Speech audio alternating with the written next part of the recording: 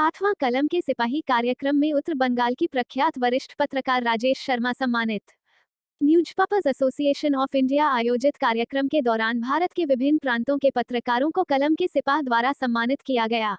इस कार्यक्रम में प्रमुख अतिथि के रूप में उत्तराखंड के पूर्व मुख्यमंत्री व सांसद लोकसभा तीरथ सिंह रावत रहे और कार्यक्रम के विशिष्ट अतिथि लक्ष्मी शंकर वाजपेयी, पूर्व महानिदेशक, न्यूज़पेपर्स एसोसिएशन ऑफ इंडिया के महासचिव doctor Vipin Gaur, all India radio ए हरीश बर्नवाल, उपाध्यक्ष, Bluecraft digital foundation, Umanath Singh, समाचार संपादक, जागरण न्यूज मीडिया, अजय वर्मा, कार्यकारी संपादक न्यूज नेशन और संजय सिंह वरिष्ठ पत्रकार रहे। आईएमएस गाजियाबाद के निदेशक डॉक्टर अजय कुमार ने कहा कि जनमत को आकार देने में महत्वपूर्ण भूमिका के कारण मीडिया लोकतंत्र का चौथा स्तंभ है। उन्होंने कहा कि मीडिया दुनिया भर में हो रही विभिन्न सामाजिक, राजनीतिक और आर्थिक गतिविधियों से लोगों को अवगत कराता है।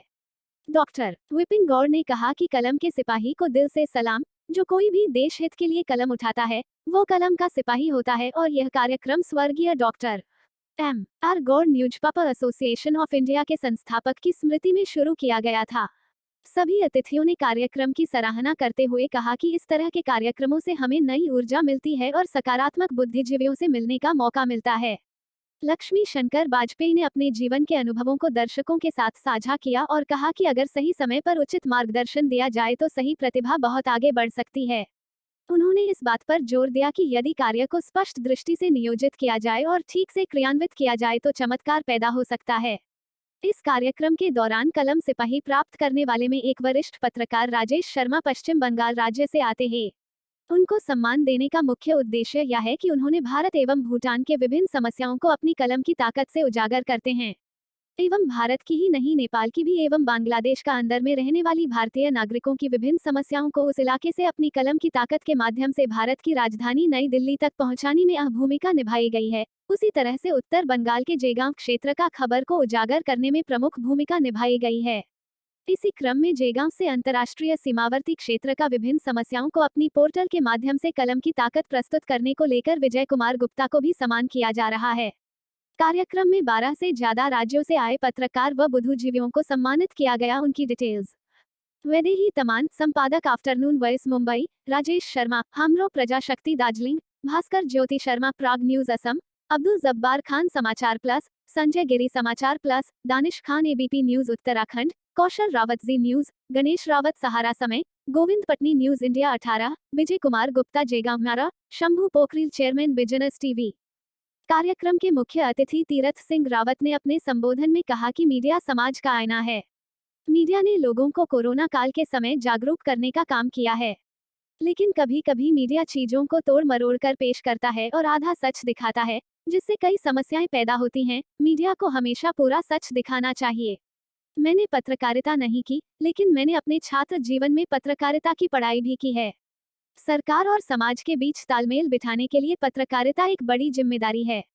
मैं भी मीडिया के आधे सच का शिकार हुआ था, लेकिन मैं किसी से शिकायत नहीं करता क्योंकि सच कभी छुपा नहीं। तीरथ रावत ने कहा कि मुझे खुशी है कि विपिन गौड़ लगातार पत्रकारों के हित के लिए अच्छे प्रयास कर रहे हैं। And now request Mr. Rajesh Sharma, Chief Reporter HEEQ of India, Hamdo Prajashakti, to kindly come up on the stage and receive the award.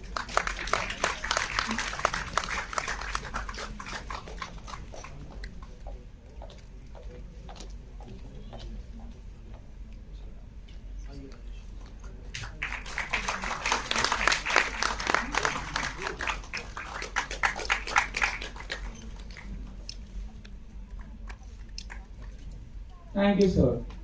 Our next achiever is Mr. Krishna Jha, founder 9 Triangles. Can we have a huge round of applause for Mr. Krishna Jha? I now request Mr. Vijay Kumar Gupta, editor, Jaigaon Mirrors, to kindly come up on the stage and receive the award.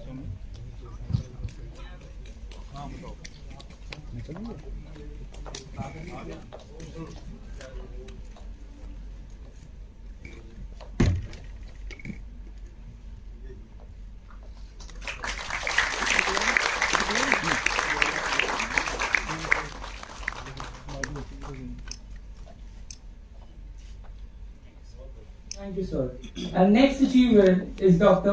Umesh. One of our achiever, Mr. Rajesh Sharma, has brought something for our teacher. from Hills Northeast. Can we have a huge round of applause?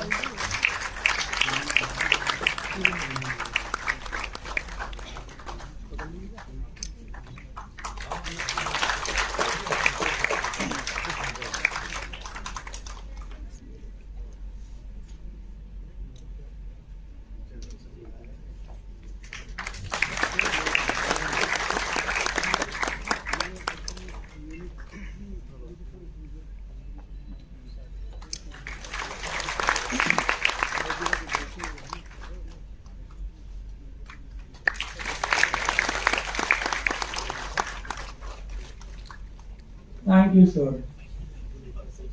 Our next achiever is Dr. Umesh Kumar, Chairperson, School of Bioscience, IMS Ghaziabad, University Courses Campus.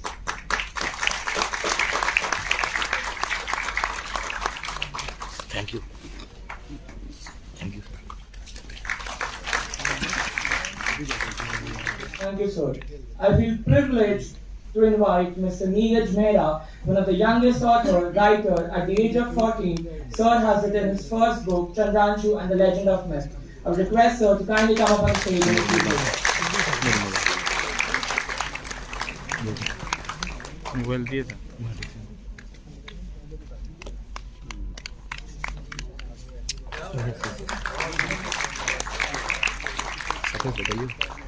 म त खाता मेरो लिनु सकेन Thank you, sir. Our next achiever is Dr. Vedevi Taman, editor, Afternoon Voice.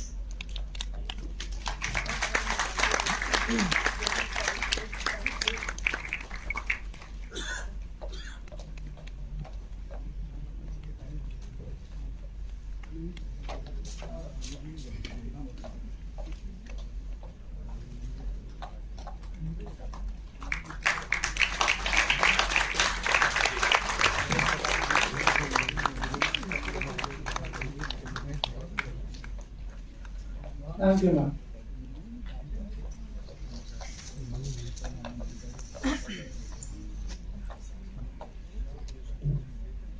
First of all, I would like to render thanks to Dr. Ajay Kumar Ajayji and Vipin Gaur for such a wonderful.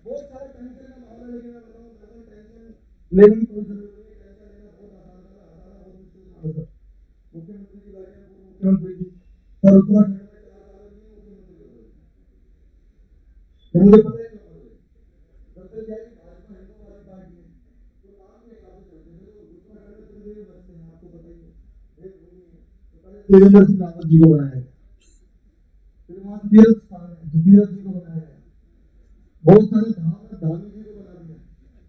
वो तो शुक्र है पर्यटन बंद हो गया, अभी घर आना कम हो गया, धन सिंह जी बन गए। कोई टेंशन नहीं होगी, बहुत मुश्किल काम है, टेंशन नहीं है, कुछ नहीं करना यार, बाहर निकल के जाओ, जो भी आदमी दिखे अभी वो पूरा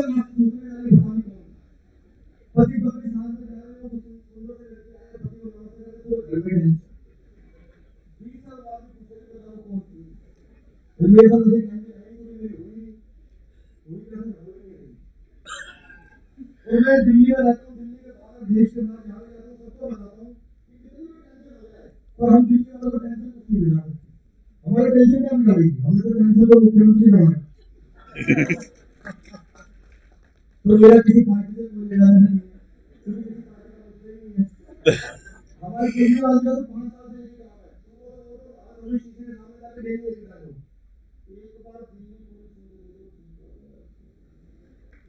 एक बार दिल्ली पुलिस मुझे दे तो ठीक कर दूंगा। मैंने कहा दिल्ली पुलिस भी यही कह रही है।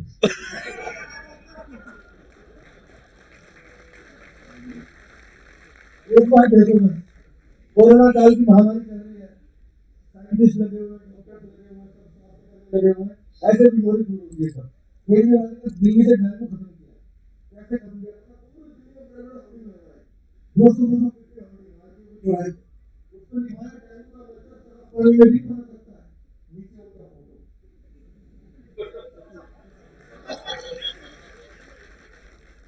तो ऐसे हमारे बीमारी मेरा किसी पार्टी से बाकी तो लेना देना नहीं, कोई बिल्कुल आ तो यहाँ पे इसीलिए मुझे बुलाया भी जाता है कि पॉलिटिक्स पर थोड़ी कॉमेडी हो जाए, होनी भी चाहिए। पॉलिटिक्स जो भी पॉलिटिशियन से पूरे देश में कॉमेडी करके एक से बढ़कर नेता हमारे देश में पाए जाते हैं। सर आप तो बहुत अच्छे हैं, आपके बारे में कुछ नहीं कह रहा, आप बहुत सिंपल हैं। पहले ऐसे नेता देखे ना जाते फोटो में दिखते हैं नहीं वैसे ही बराबर पहचाना मैंने बहुत सिंपल है। मैं एक बार सारे जीतेंगे हमारे पूरे की नारे जीतेंगे, ऐसे मस्ती मजाक कर चलता रहना चाहिए। एक तो बढ़कर नेता हमारे देश में है, सबका भाषण देने का अंदाज अपना अलग होता है। मैं जल्दी जल्दी नेताओं का आपको पेश करूंगा। एक नेता लालू यादव, अब तक जासूस से मानना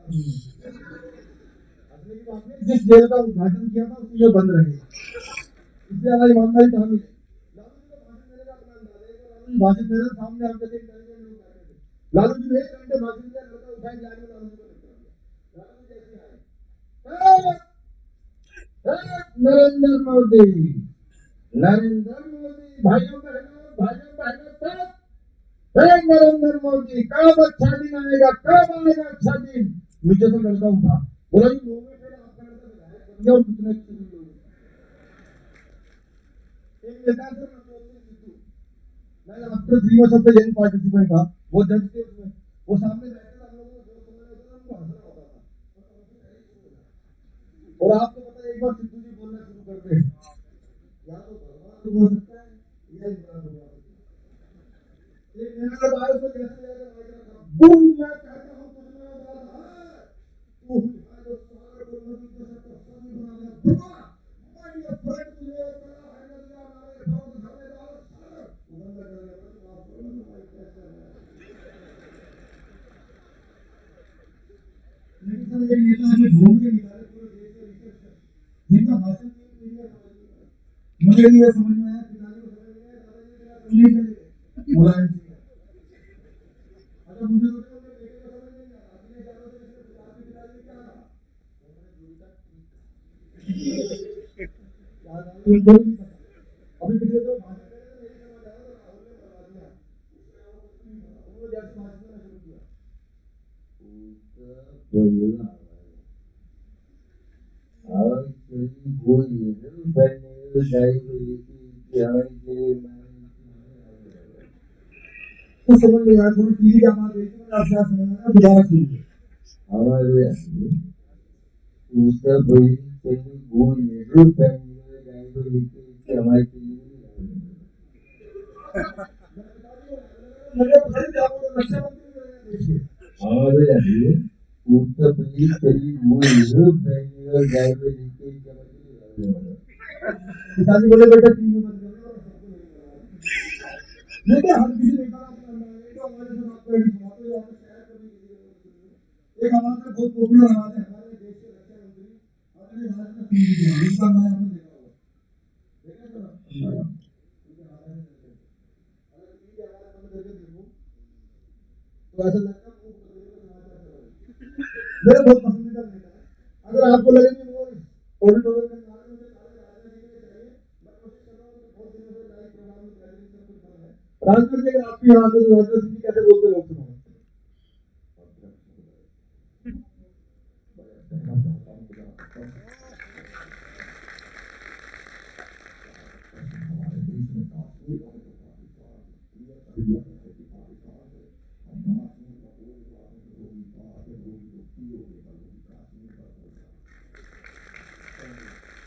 ये हमारे सर न्यूज़ पूरी दुनिया में घूम रही है। हमारे प्रधानमंत्री नरेंद्र मोदी जी क्या जो पसंद करता है वो भी सुनता है, जो नहीं करता वो दो बार सुनता है। जहाँ भी मुस्लिम कंट्रीज में वो लोग तो सुनते हैं, पाकिस्तान वाले भी, दुबई वाले भी, उनको तो सुनना भी चाहिए पाकिस्तान वालों को। तो जब भी कोई बमबारी की खबर आएगी तो सबसे पहले उनको सुनना चाहिए। मैंने देखा मोदी जी का भाषण बहुत लोकप्रिय है, पसंद करता है वो भी सुनता है, नहीं करता वो भी सुनता है। उससे पहले भी कोई कलम का इस्तेमाल करवाऊंगा, मैंने 4 पंक्तियां लिखी थी सर। मैं किसी का कभी पक्ष हमने कभी नहीं लिया, सरकार के अंदर कभी पॉलिटिक्स के अंदर परफॉर्मेंस के अंदर, लेकिन जो लिखना है वो लिखते हैं सर। धारा 370 हटाई गई कश्मीर में, सबको पता है, सबने अपने अपने तरीके से बोला, किसी ने लंबे लंबे लेख लिखे, मैंने 4 पंक्तियां केवल मोदी जी ने स्टाफ के फील्ड में लिखी थी और कश्मीर का पूरा इतिहास इन 4 पंक्तियों में है। तो सुनिएगा आपको, क्योंकि सब आप लोग कलम की सिपाही हैं, मुझसे ज्यादा पढ़े लिखे हैं, मुझसे ज्यादा अच्छा लिखते हैं, आपको लगे कि कश्मीर का पूरा इतिहास 4 पंक्तियों में है तो चौथी पंक्ति पर तालियां मोदी जी के स्टाफ पर जानी चाहिए। देश तो आजाद हुआ, और इसमें आखिरी शब्द अंग्रेजी का आता है, देश तो आजाद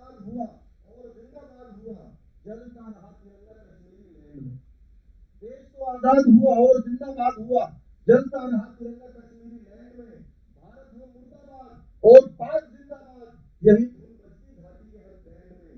जन विश्वास जगा, भावी इतिहास जगा और देश सौंप दिया मोदी जी के हैंड में। 70 बरस से कलम की जो धारा है, मोदी ने उखाड़ दिया 70 पहले। ये हमारा मैं ये कहता हूँ मेरी कंपनी के हाथ में आओ आज तो नॉर्मल है।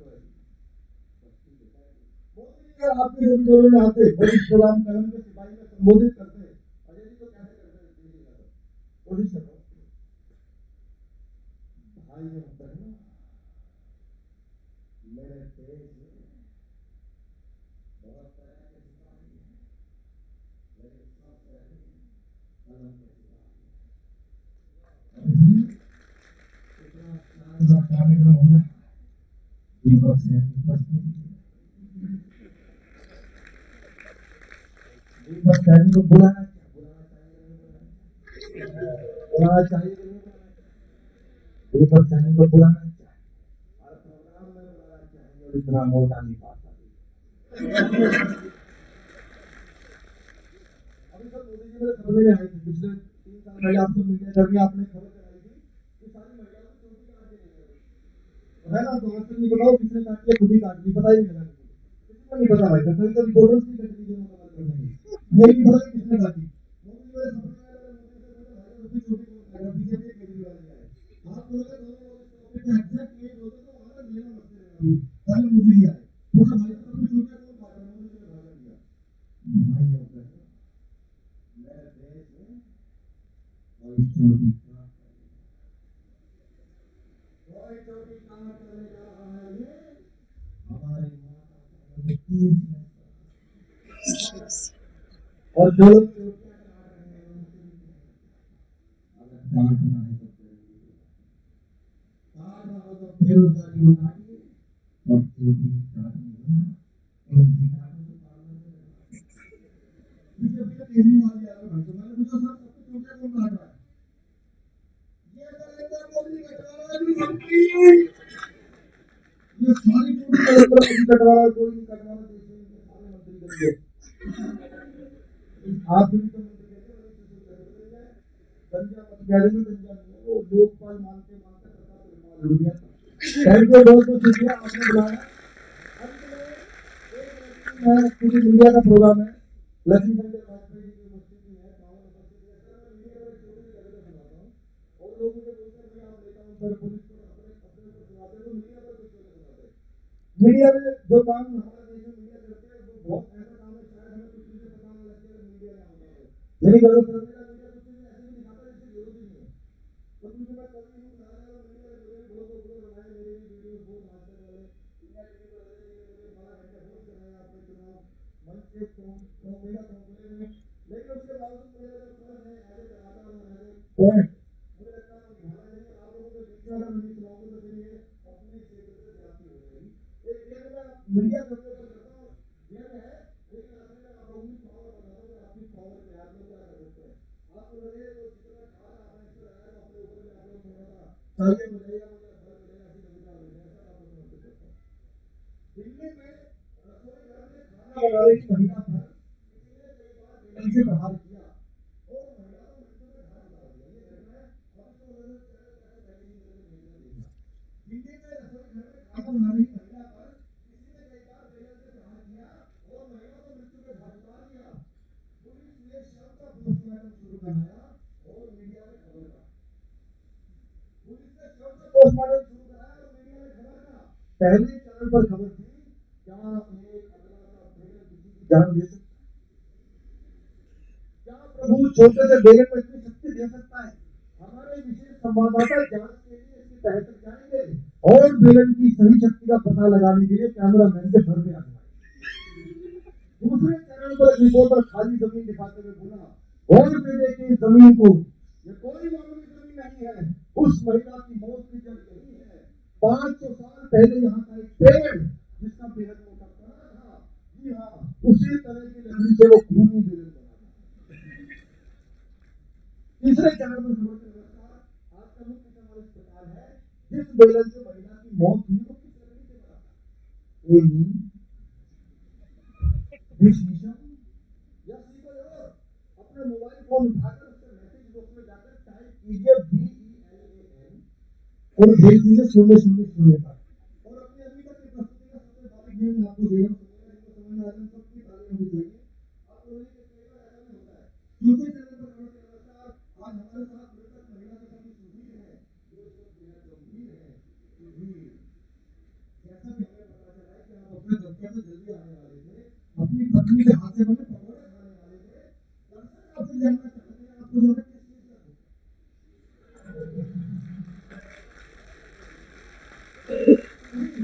जैसा कि हमें पता चला है कि आप दफ्तर में जल्दी आने वाले थे, अपनी पत्नी के हाथ से बने पकौड़े खाने वाले थे, दर्शक आपसे जानना चाहते हैं आपको ज्यादा किस चीज का दुख है? असली में मर जाने या पकौड़े ना खा पाने का? इतना सुंदर सुधीर रो दिए, इतना सुंदर सुधीर रो दिए। रिपोर्टर फिर बोला, सर थोड़ी देर बाद हम दबा दीजिए, मन को मतवाले पकौड़े खा रहे हैं। बस इसके अलावा मैं नहीं देख पाया इलेक्ट्रॉनिक मीडिया का ध्वनि, तुरंत अपना टेलीविजन किया था और ये विचार किया इस सबसे तेज होने की दौड़ में ये झूठ के कारण इतना झूठ है कि ज्यादातर मीडिया चैनल सत्य दिखाना ही भूल गए। भेजते हैं उनसे मन चाहे काम पर भेजते हैं और अब आपकी पावर बता रहा हूँ और हकीकत तो यह है दोस्तों, सबसे तेज होने का दावा करने वाली ये चैनल धीरे से ही सही पर सत्य सत्य और केवल सत्य दिखाएंगे तो हमारे देश में हत्यारे, चोर, अपराधी, भ्रष्टाचारी, बलात्कारी शायद नहीं कर सकते। बहुत शुक्रिया आपका बहुत धन्यवाद। Thank you.